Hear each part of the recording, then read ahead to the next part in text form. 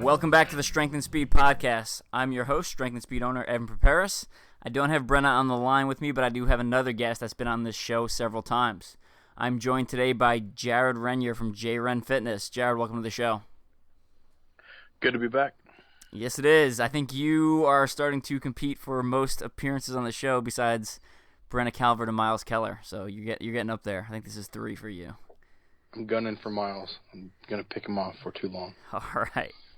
So this episode is brought to you by JRen Fitness. So JRen Fitness helps us train as members of the Conquer the Gauntlet Pro Team by writing scheduling and training plans for us. He also trains people of all levels. So if you're just looking to lose weight or you're looking to compete for the podium or somewhere in between, he's got a plan for you.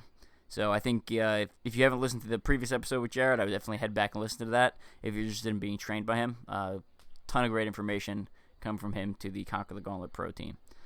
So this episode, The Science of Suffering, we're going to be talking about several tests that I've done before Endure the Gauntlet to kind of get a baseline on my fitness. And then we're going to talk about several tests I've done afterwards which we'll record at a future time. And that will just kind of get into, nerd out a little bit and get into some of the science behind endurance racing. So I took 5 tests about a month before Endure the Gauntlet. And they included Inside Tracker, so the one where they take your blood and analyze it, movement tests, which we'll talk about a little bit more in general, and then body fat analysis, submax VO2 test, and a general fitness test. So we'll start at the top, Inside Tracker.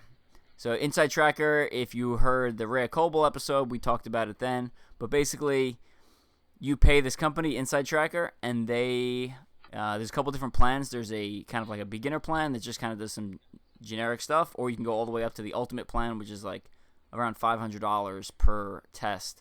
And that one they give you almost more data than it's like I had trouble comprehending. It was like here's everything about your blood, which is really cool to see actual hard numbers on it. But it was really easy to schedule.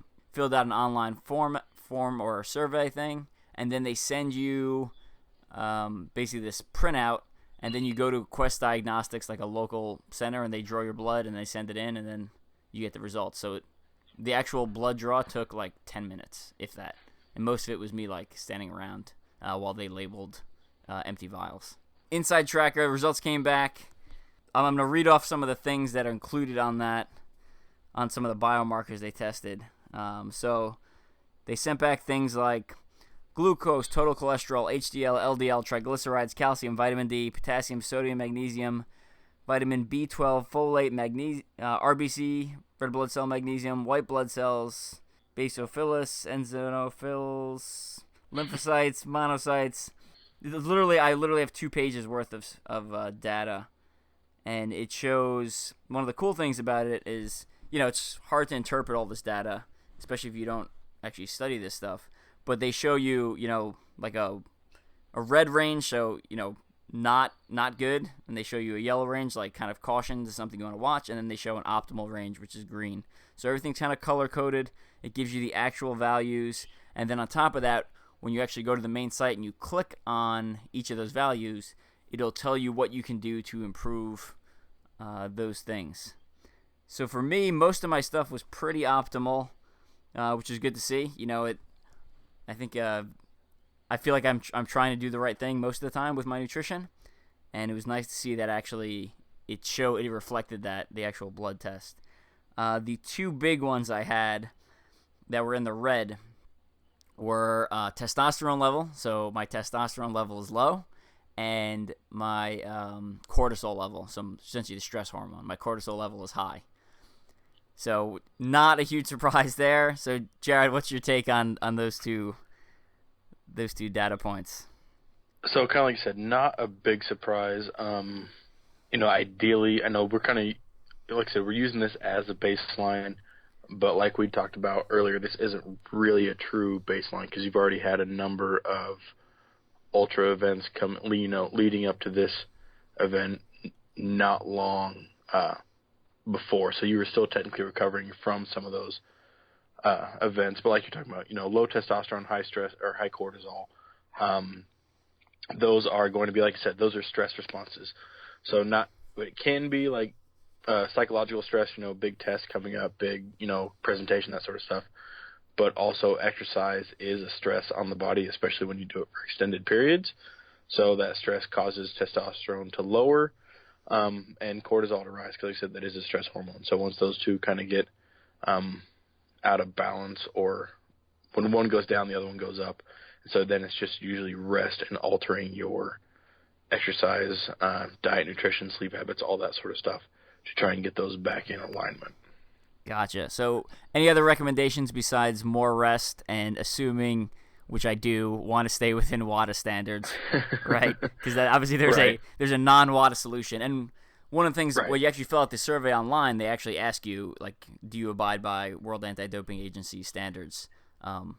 So it was funny was when I clicked on, like, oh, my testosterone is low. Let's see what I can do to improve that. It was just kind of blank. I was like, oh, that's cool. Because I checked yes. Yeah. Go ahead. Yeah. Sorry. With that, like I said, eating, better rest and recovery are going to be your best bet. You can boost that by changing your lifting habits somewhat.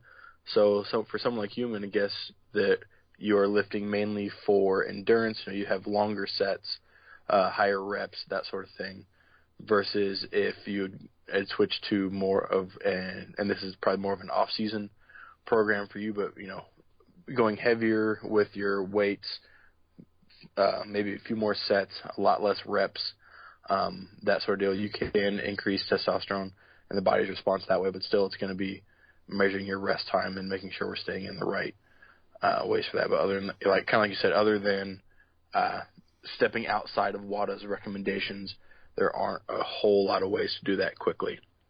Gotcha. And for, like you were talking about, outside essentially work stress can affect that too. Oh yeah, definitely. So I also recently got a new Garmin watch, the 935, which is pretty awesome. And one of the things it has on there is like it does wrist-based heart rate, which I'm not a huge believer in. I don't think the technology is quite there. Right. But I will say, this is the second Garmin I've had with wrist-based technology, and this one seems a lot more accurate than my last one. And this one actually measures my heart rate at all times. So, nice. Which is pretty cool, and it's been getting it gets pretty low when I sleep. But it also has some sort of, I haven't actually read through everything on it, but it has some sort of stress detector on there. And I'm typically at low stress. And when I told my wife that, she's like, yeah, I know, nothing bothers you. And I was like, yeah, that's kind of true. Right. So I think my stress is, my outside external stress is already pretty low. But yeah.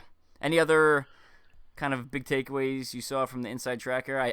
What I did is I shared the results with Jared, and in addition, I'm also just going to publish them directly online whenever I get a chance. We're recording this right after North American OCR Championship, so my Facebook feed is filled with all sorts of NORAM stuff, so I'm just going to give it a couple days for that dies down.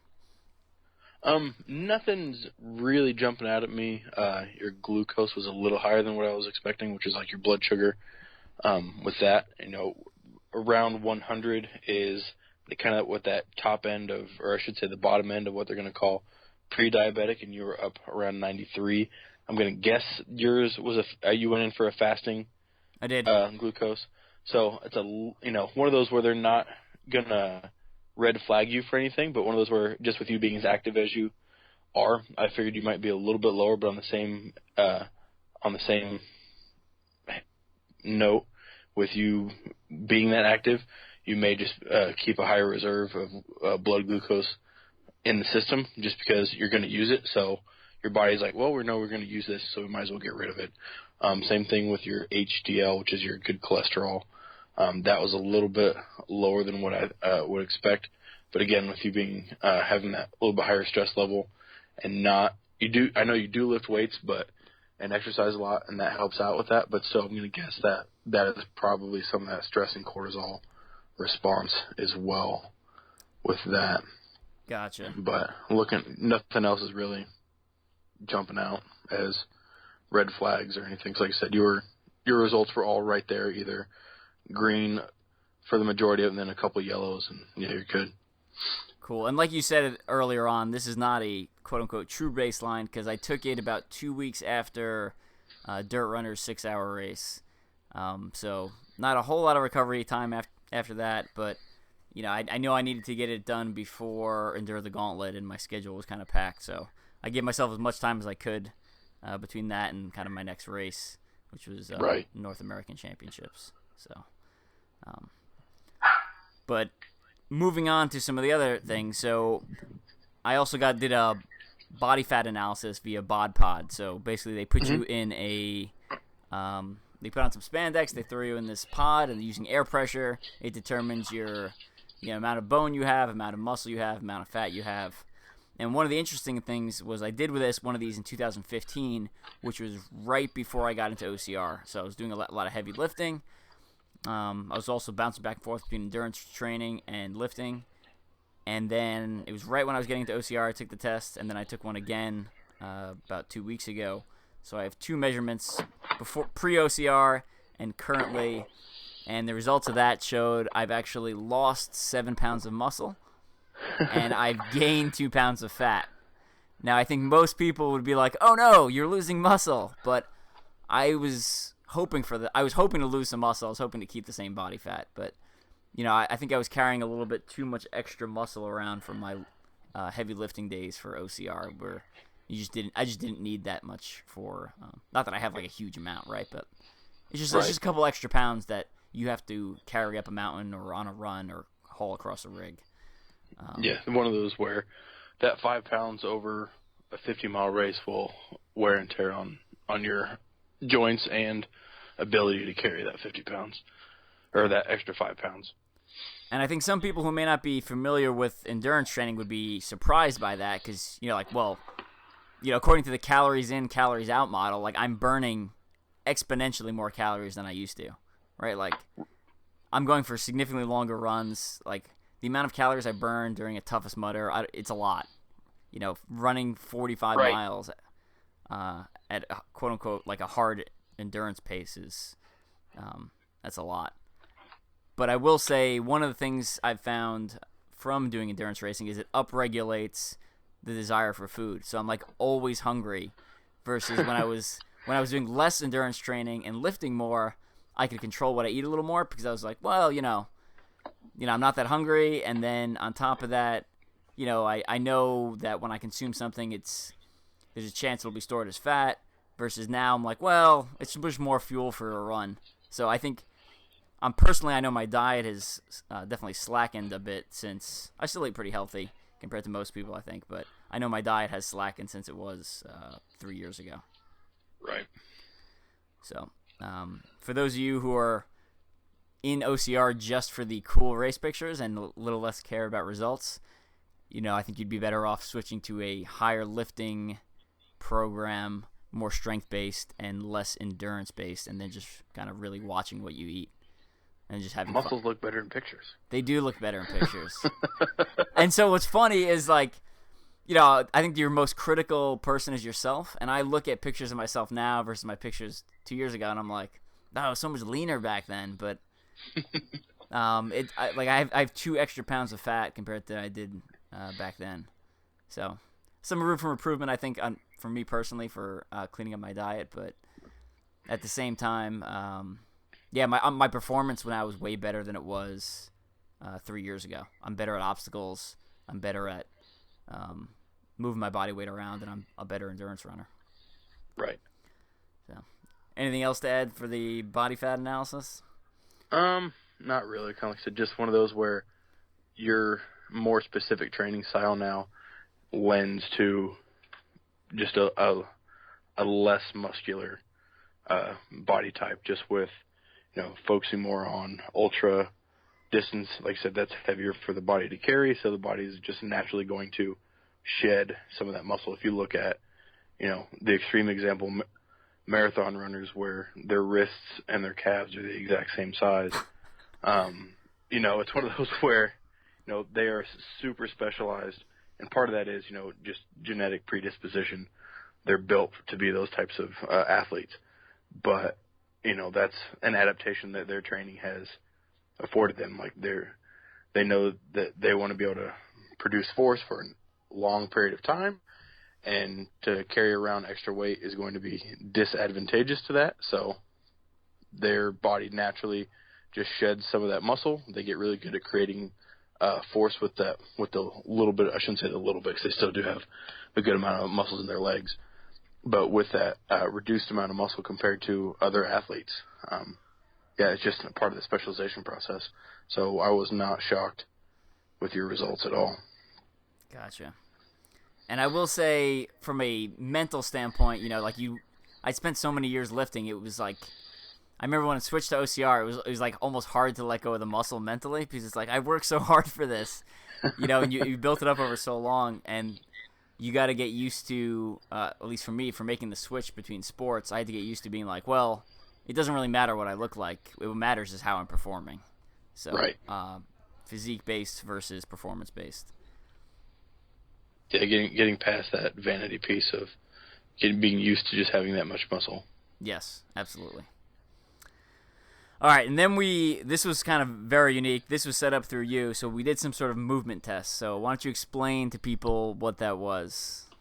So what it was is on a system called the Dari system. It's actually a company out of Overland Park. What it does, it has cameras that watch you, but it's also mainly just kind of motion tracker technology. And the kind of best way to describe it is if you think of CGI or video games motion capture technology, where people wear the suits, the spandex suits, and have ping pong balls all over them. It's kind of like that, only this particular system, you don't need the suits covered in ping pong balls. It picks up your elbows and, all your different joints like that, and it projects basically a wire frame skeleton over your body as you do these 19 different motions or movements in the test that you went through. And through that, you got a 7-page printout of force production, joints, range of motion. It was even able to calculate some strength variables in there based on everything you did. One thing I thought was kind of interesting was, like you'd said, you had your left knee had been giving you some issues off and on, and even just going through just body weight exercises, it was able to pick up on that, both in the knee and in the hip. So that was something that I thought was kind of interesting through what were, essentially fairly easy exercises for you. Like, you didn't even break a sweat doing those, did you? No. I mean, the exercises were, the arm stuff was preposterously easy. It was like, move your hands back and forth and raise your arms up and down and stuff like that. And then it's all just range of motion. The leg stuff was, again, not hard. It was, a lot of it was like plyometrics type stuff, where like box jump type things, or jump down from a box and then jump up, or 5 times jump as high as you can, or balance on one leg, things like that. Mm-hmm. So, I mean, that was a little more, I would say, challenging. But again, I was not sweating at all. Yeah, you were not taxed by any of it, yeah.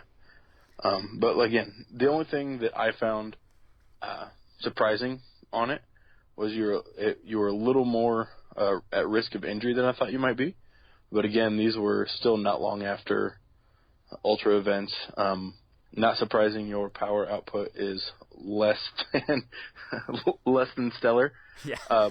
But again, you're an ultra athlete. You don't need to do big explosive motions very often. Maybe to get up over a wall, but for when you lose that explosive, you have the ability to, your muscles just pull a leg up and over and then get yourself up, rather than having to rely on that one explosive jump to your body halfway up the wall. Right. So that, and then your balance was off. Which explains why it took me forever to get slackline. So yeah, exactly. Yeah. And Z-beam, I basically knocked myself out of contention of Wichita 2 years ago because I couldn't get across Z-beam. I eventually did, but it took like 10 minutes. So right. I'm much better at it now.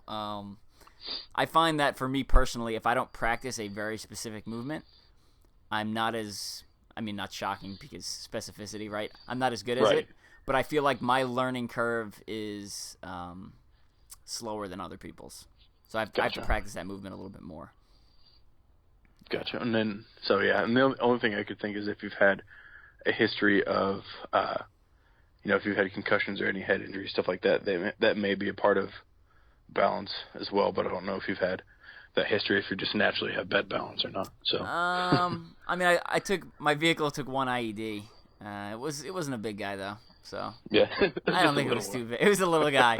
I blew the tires out and took a couple of chunks out of the armor, but right. It wasn't too bad. Yeah, and so that may or may not be a factor with that. Like I said, you could just be naturally not have as good a balance, like you said. That it could just as part of that slower learning curve. Could be. And my convoy's taken a couple too, but it didn't hit my vehicle directly. Right. And all the ones that I was a part of, everyone came out mostly fine. I think the worst one we had was we had a guy break his legs, but that was it. Basically, it was a Bradley, so it dented the bottom of the vehicle and broke his legs. It was actually during changeover, so I'm not. He was not one of our soldiers. He was one of the previous unit soldiers that was essentially showing us around. So he was supposed to go home in like 2 days, and it's like, congratulations, you broke your legs. Merry Christmas. That's the story that you always hear. It's always right before you go home. Yeah, it was like I think it was Christmas Eve. It was something like that, or it was right before Christmas or right after Christmas. I can't remember which one. But yeah. But yeah, so back to the Dari stuff. a little bit of a sidetrack there, but no, with that, like I said, you get all the kind of imbalance sort of stuff, but it also gives you, and this is more into the nerdy, like the super nerdy stuff, but it'll give you almost similar to a force plate readout of your jumps, right leg over left leg, favoring hip mobility, range of motion, how you're the speed in which your body's generating that force, both for the concentric and non-concentric, which were, I guess, for that one, whether you're going to be what we'd normally call a vertical jump, where you're standing up tall, squat down, then explode up, which is your counter motion or counter movement jump, versus one where you are starting in that squatted position where you don't get that kind of reflex down and up. You stay squatted for a few seconds, stop your motion, and then explode up. You get all your different kind of rates of force production with that, and it's, like I said, for most people, it's lines on a sheet of paper, like, oh, cool, look, it's different colors and squiggly lines. If you know what you're looking at, you can see kind of variables and then kind of how to train accordingly for whatever you want your optimal output to be. So it was really cool just seeing that wire diagram and motion capture thing. If we could get like a Planet of the Apes overlay on me next time, I think that would be really cool. I think that would make it also a lot more interesting. Yeah. Because that's what it look like, the wire diagram, like you said in the movies. And the other thing I thought was cool was, so KU, obviously a big school for sports, was like, I think it would be cool. I don't know if they use it this way, but to me it makes sense if you had a recruit coming there that you wanted to play on your basketball team or something like that, or run track or whatever. If he said he was 100% healthy and you ran him through those tests, you could identify weaknesses, right? Because I knew my left knee is not perfect, and that test showed the rest of the people in the room that my left knee wasn't perfect. But I knew that going in. Right. So I wonder, do you know if KU uses that to like screen recruits? Because it seems like it would be really good for that, especially if you're about to give someone a scholarship.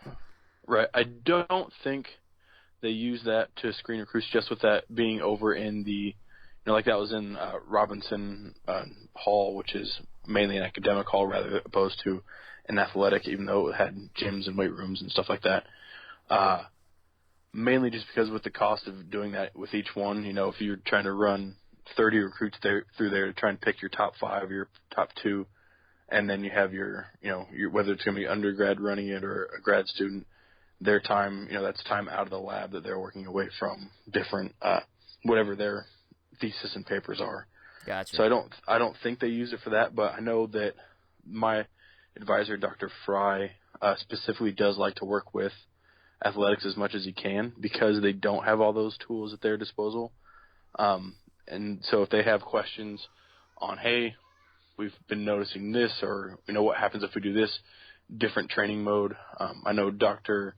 Fry, excuse me, and the head strength coach over Olympic Sports, Coach Hootie up there, they have a pretty good working relationship, and one kind of doing I won't say doing experiments for the other, but talking, bouncing ideas off one another. Since Dr. Fry has access to all the labs and the cool toys and stuff like that, he'll do a study and then kind of go back, give the coach or give Coach Hootie what the information they found, and let them do what they will with it. And especially with Dr. Fry's main emphasis being overtraining and what all they can do with that. That is a lot of the coaches have an interest in that, just to see how far they can safely push their athletes without inducing rhabdomyolysis or any of those sort of things, without those what's the point of diminishing returns sort of deal.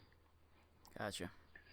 Cool. Well, I'm excited for the post test and see how that goes. It will not be a wonderful test. Yeah. Well, if you're unimpressed before, be prepared to be extremely unimpressed. So I'll actually probably be more impressed with the drop off, just because I'll nerd out to that, just to see how much you wrecked your body in that 48 hours. So the funny part is about all this data, right, is, it essentially is showing, it's like ranking you against like the general population or the fitness population. But, part of me is like, oh, well, my scores are low. And it's like, but at the end of the day, to me, it doesn't matter because I'm showing results on the race course. So if I'm at the bottom, 10 percentile of everything, but I'm still, winning races and getting on the podium, then honestly, I don't care. Or like, I don't care what my body fat percentage is. I really don't. Right. I care in the sense that if I can improve on that to make myself a better racer, then I care. But as far as like from a vanity standpoint, it doesn't really matter. Yeah, medals look cooler than body fat, so. But it's one of those, and yeah, go ahead. So yeah. No, go for it. I was gonna say with you being so specialized, and like I said, it's measuring you against other athletes or other people, but you are in such a niche specialty of, or specialty of, where you don't need the explosion versus most other athletes. So yeah, you're going to rank lower there, but like you said, your results aren't gauged against theirs. Your results are gauged against other individuals in your niche specialty. So yeah. So the next test I took was a submaximal VO2 max test. So basically, I got on a treadmill. I started running, and they were, measuring my heart rate and how much oxygen I was using, basically. And then I think it stopped at, it was like 85%, I believe, of what was my estimated max heart rate. And then it uses that calculating data to figure out what my VO2 max is. So essentially, the maximum oxygen I can utilize per kilogram of body weight. And so they don't actually, the true VO2 max test, they run you until you basically fall off the treadmill. It's pretty horrible. Yeah, it's painful and it's awful. And if you're not comfortable having like a mask on while breathing, it can be really weird because you're, there's something in your face the whole time. Yeah. But this one was I was actually a little disappointed because I was like, no, let's keep pushing it. Let's keep pushing the base. They're like, well, you're at 85% already or whatever it was. So it was a little disappointing. But at the same time, so they show you the graph, and I think according to the graph, mine was 60.9. I don't remember what it's like kilogram per milliliter. It's milliliters per kilogram of body weight per minute. There you go. So, yeah, you're off the chart. Superior for your age group is 52.5 milliliters and above, and you're at 60.9. So, shocker. Yeah, I figured mine should be pretty good since I run a lot. Yeah, exactly. So this one, the body fat analysis, the VO2 max, and then the one we're going to talk about next, the general fitness test, were all done through the Army, so the Army Wellness Center. And, like working with Inside Tracker, they're specialized for athletes. So they understand what I'm kind of trying to do. I know you personally. You're familiar with the OCR world, so you understand what I'm doing and the kind of stress I'm putting on. my body. The Army Wellness Center is used to people like, hey, I'm trying to lose like 10 pounds. So like just going in there and explaining to them what I'm trying to do, like it was like an ordeal in itself. It's like, just give me the data, man. Like I can't. Right. You know, like I remember I went in there last year to talk to them, to ask them some questions, and I told them I do endurance obstacle course racing. They're like, well, what does that mean? I'm like, well, 8 to 24 hours is kind of where I get good. And they're like, 24 hours? They're like, well, how many 24-hour races are you doing? And I was like, all of them. I'm doing all of them. It was just like it's funny because you're like, as an endurance athlete, there's a point when like you first start getting into it where you're really excited to tell people like, all I want to talk about is how I ran a marathon, right? I want to post it all over social media and blah blah blah. And then after a while, it becomes just like background noise. It was like, that's just who I am. That's part of my life. And then I feel like at some point you crest a hill, and it becomes almost like I don't like to talk about it that much because I have to do a lot of explaining. And like, how many times do I have to explain what ultra distance obstacle course racing is? So like, I love talking about it with other, like if you listen to this podcast, I love talking about it with you because you already have that baseline of knowledge, and we can get into a little more of the details and, talk about the gossip and all that stuff like that. But, to the average person, it's like, it involves like a 10-minute conversation where it's like, no, it's like Ninja Warrior, but it's longer. Yes, I run for, like, I don't sleep during the 24 hours. Yes, I eat. It's like a whole list of questions. You run the whole time? Yeah. Like, well, I've had someone be like, well, you can't do obstacles for 24 hours and run. And I was like, no, I can. And there's like a whole host of people in the desert. Well, when Walter's toughest mother was in Las Vegas, that do it every year. So like, it's not like I'm just like, I'm one in a billion. Like there's a bunch of people who go out there and do this. So so that was a little bit painful in general. And then they also made me sit through like a intro to healthy eating class, which again, great for the general population.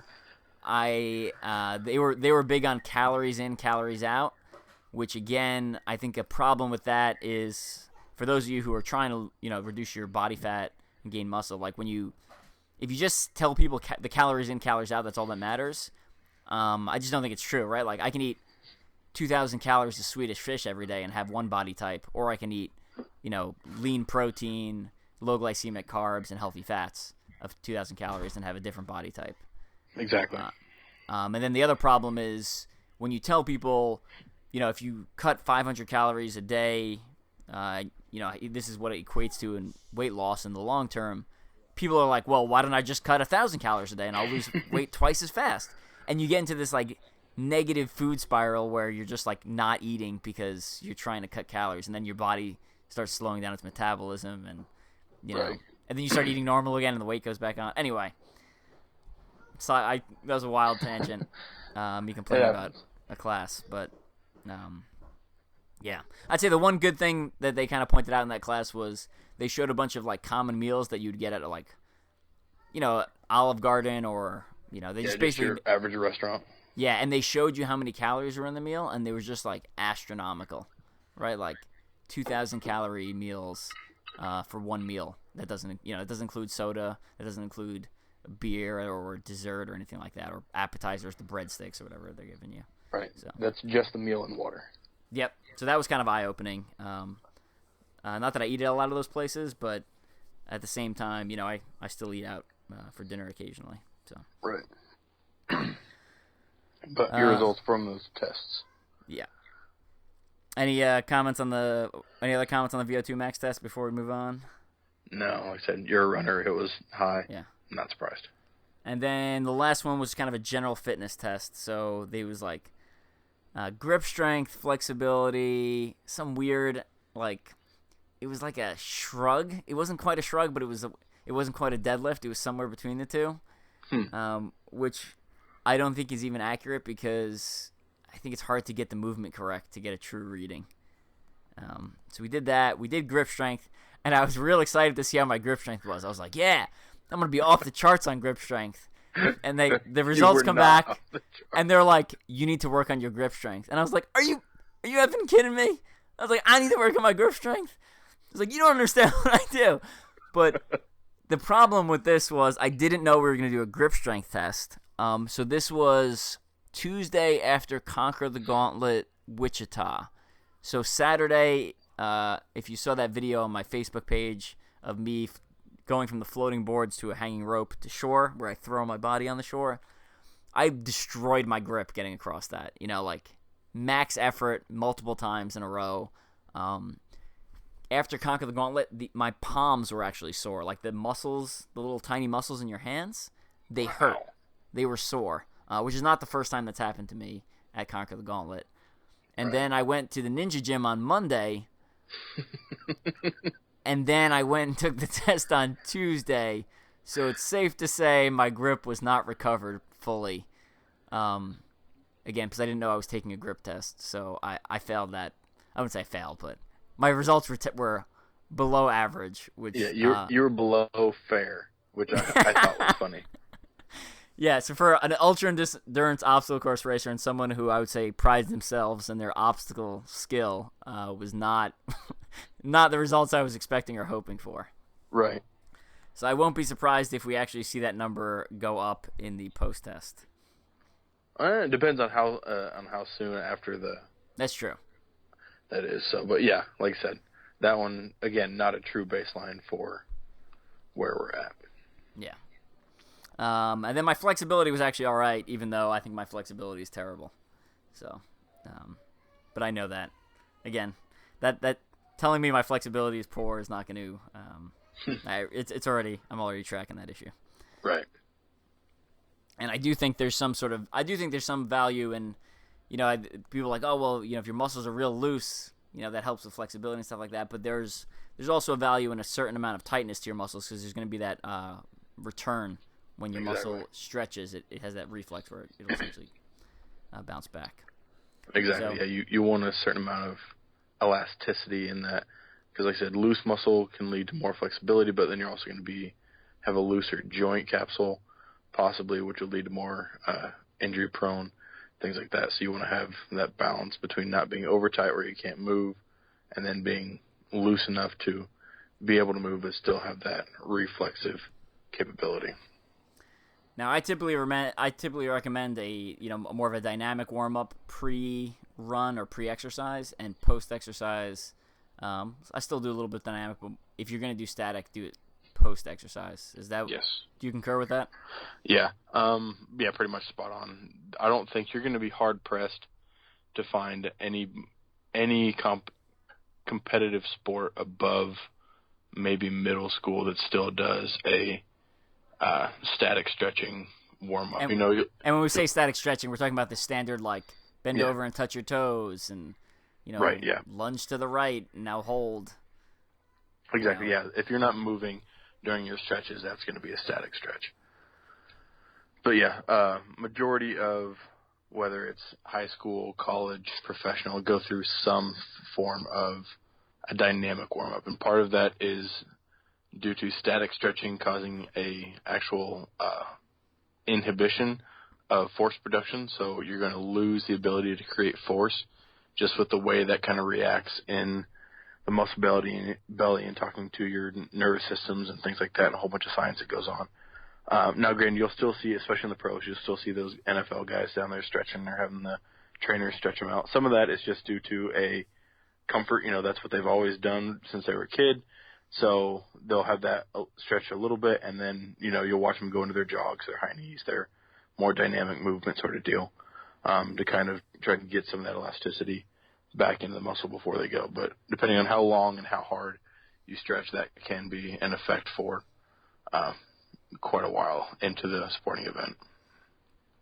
Gotcha.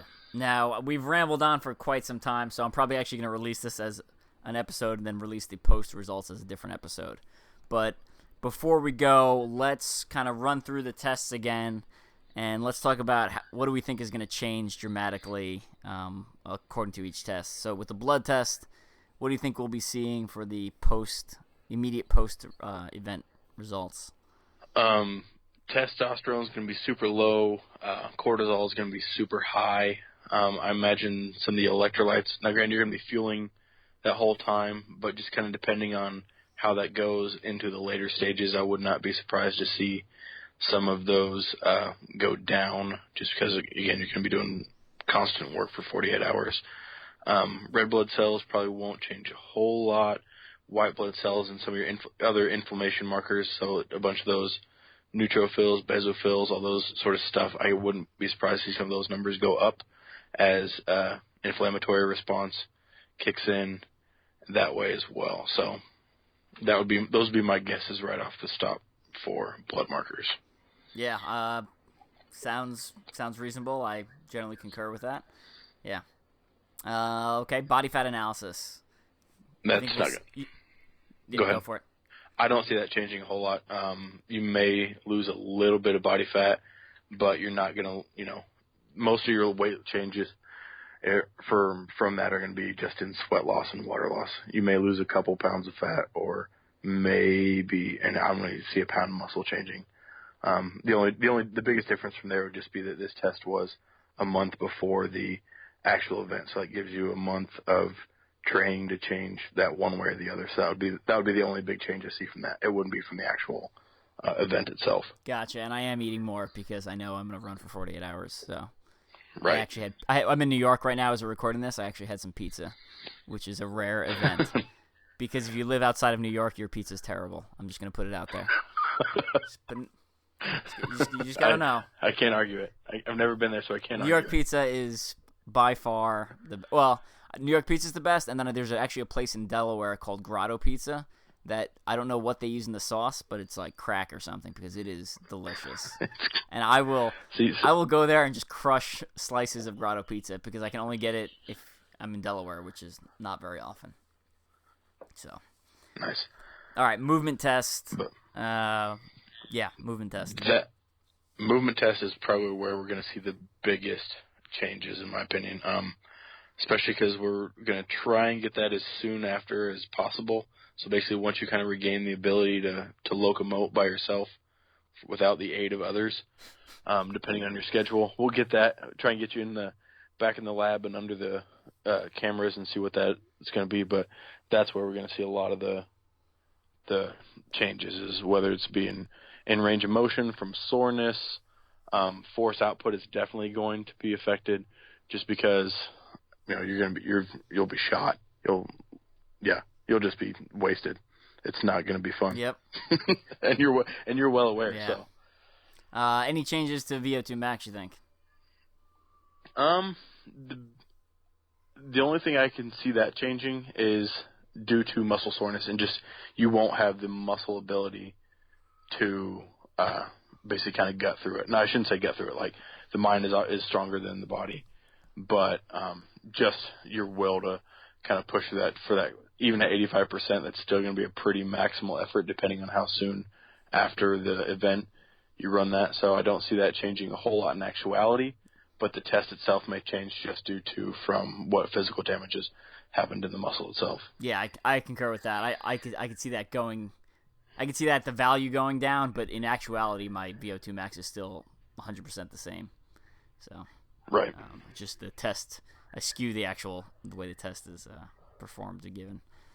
And then general fitness test, which is like the again, same thing. Like, go for it. I don't know all those tests work, as the names on here are kind of vague. The one you said is the shrug / deadlift test. I'm guessing is what they're calling the back strength. Yep. That may change a little bit, but so it'll just kind of, again, going to be a lot of muscle soreness and the physical damage that have been done that'll skew those tests again. But your grip strength may go up. Yeah. So that would be a plus. Again, we'll see how far after the event it is. I'm going to try to get it basically the week after. But, right. We'll see. Again, like you said, I got to be able to physically move to do some of this stuff. Right. So the worst I've ever been is after a 100-miler. I did a 100-miler a month after World's Toughest one year, 2014. Terrible idea. But I was supposed to do World's Toughest with a team. The team dropped out. It was just me. I was doing well, so I pushed my body pretty hard. And then I was already signed up for the 100-miler, so I felt obligated to do it. And I had to walk backwards for like 2 days, which is pretty awful. That sounds horrible. Yeah, it was terrible. Like people at work are like, "Why did you just stay home?" I was like, "I don't know. Is that an option?" Like, I still have to like, I'm not using a vacation. I already paid for it. So, and really, I was in class at the time, so all I had to do was sit in class and do nothing. The funny part is, so my dad actually paced me for a lot of that. And, he's like, I think he was like 69 at the time, and so we go back to the airport. And I can't move. I can't move around the airport. Like I'm not gonna catch a flight. Period. So they bring like the old person golf cart to drive me around, and and a wheelchair. Of course. So they drive me to the gate, and someone else meets us there with a wheelchair. And instead of going up to me with a wheelchair, they go up to my dad. And my dad's like, "No, I'm fine." He's like, "It's the young one. The young one can't walk." And the woman is completely embarrassed. Like the girl's face turns red. It was pretty funny. So that's my good 100-miler story. But you got a cool belt buckle out of the deal, though, right? I did, yeah. It's got a gator on it. So nice. It was in Texas. Trail Run Over Texas was the series, and Brazos Bend 100. And there's actually alligators on the course. So it's really flat. It goes between trail and concrete, some muddy sections. But you run by lakes, and there's like alligators about 5 to 10 feet off the trail. And when you're like 85 miles in, it's like, if this alligator lunges for me, like, I'm going to die. Like, right? Like, yeah. Like, I'm not outrunning anything, right? And I know alligators only lunge for, like, they're super fast for about 10 or 15 feet, and then they pretty much give up. I was like, but I can't make it out of that 10-foot that 10-foot zone. Yeah. They're well behaved though, I guess, or they're fed or something, because none of them even cared. They didn't move at all. But when you ran at night and you had your headlamp on, you did see their eyes glowing, which is kind of freaky, especially when you've been awake for like 20 hours. So. Yeah, that would definitely be bothersome. Good, interesting experience for a 100-miler. All right, I think that about wraps it up. For those of our listeners that want to get in touch with you, best way to reach out to you? Facebook at JRen Fitness, JRen Fitness, and then same thing for Instagram. Cool. And then for those of you guys that are interested in Inside Tracker, hit up their website, insidetracker.com. Again, they have a lot of plans that you can use to kind of figure out where, one, how much money you want to spend, and then two, how much data you want for the results. And, on top of that, they give you the recommendations for how to improve all those things. So the thing that I'm going to post online is only a fraction of what they give you. The actual website, I mean, it is robust, right? Like, Jared, I showed you all the pages, and I mean, you can really nerd out and kind of dig through that stuff. But it's got enough data for like the sciencey sports nerds in there. But I also thought it was easy enough where it's like, here's what this value means, here's what you can do to improve, here are some suggested foods and or supplements you can take to fix it. Yeah, I thought that was a really cool thing that they had. When you first told me about that, I was a little skeptical as to what all they would offer and how in depth it would be. But once you got the results back, I just thought that was really cool, because like you said, you don't just get the values and it's on you to look them up. They tell you, here's what this means, here's what this means, here's how you boost it, or in some cases, here's how you lower it, what all that sort of stuff. So that was really cool. Yeah, absolutely. So InsideTracker.com, check them out. Sponsor of Endure The Gauntlet. And I will see some of you in Tulsa. And if not, please take a moment and donate to Folds of Honor. Again, Folds of Honor provides scholarship money to children whose parents were killed or wounded in action. So that's what Endure The Gauntlet is raising money for. As I'm recording this, we're sitting at about $2,500 total raised. We're looking to get to $5,000, which is how much they award their scholarships for different kids. So please take a moment to donate, even if it's only for a couple bucks. To me, I think it's the thought that counts. The money counts obviously too, but like for me personally, like if someone donates $100 or someone donates $10, I'm not like, that cheapskate. It's like, I appreciate someone taking the time out of their day and their wallet to throw a couple of bucks towards a good cause. And I think exactly, especially for this cause where a child growing up without a parent because they died in military service, to me is is just something that, like, that child shouldn't have to deal with such a hard life lesson at such a young age. I think it's just, it's just absolutely terrible. So, we all, on Memorial Day, everyone likes to, post on Instagram and Facebook and all this stuff. And I think this is a chance, or this is a great charity to show more than just, vocal support. So please do donate. Great charity. I know charities, there's like a percentage that actually goes to the kids and a percentage that they use for operating costs. Folds of Honor is extremely high when you compare it to other charities. It's like over 91% or something insane. So, and you look at some of the other ones, they're down in like the 60s or something crazy, where it's like, where's my money going when I donate to this? So, love me some Folds of Honor. Yeah, don't research UNICEF. Yeah. But yeah. All right, Jared, thanks again for coming on. This will be out right before the event, and I will see you in Tulsa, and I will see you on Sunday for the Tulsa team race. Sounds good. Try not to let me collapse. I'll have the backpack ready for you to jump on. All right. I'll see you soon. Sounds good.